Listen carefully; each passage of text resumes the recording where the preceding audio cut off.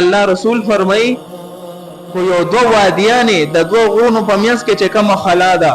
خو دا ټول د مال نه ډک شي او د انسان ته حواله شي چې واخله دا ستا دي. یو روایت کې دي من ذهب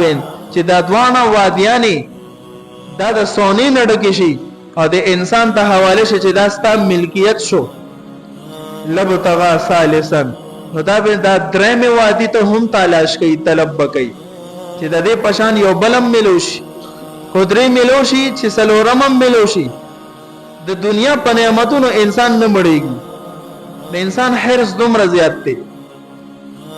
ولا يملأ جوف ابن آدم الا التراب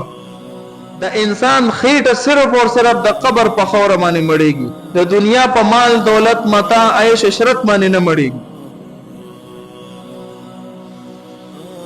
نو هر کله چې مړېدل نشتا ملخ نشتا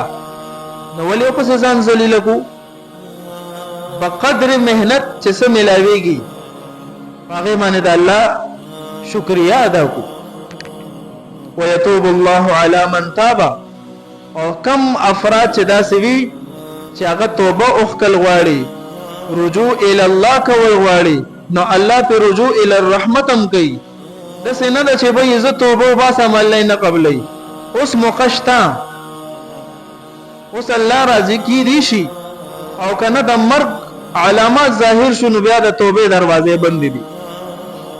اوس مقشتا چې زما په ذمہ باندې د بنده حقوق ته ادا کوم ستا د مرګ نفس ستا بچي بم ستا په مال باندې خواهش عشرت کوي مزه کوي رسمي طور سره پتا پس دویمه درېمه او هفته او جمعه وغیرہ وغیرہ اوکی خدا ستا قبر لم درلو کنه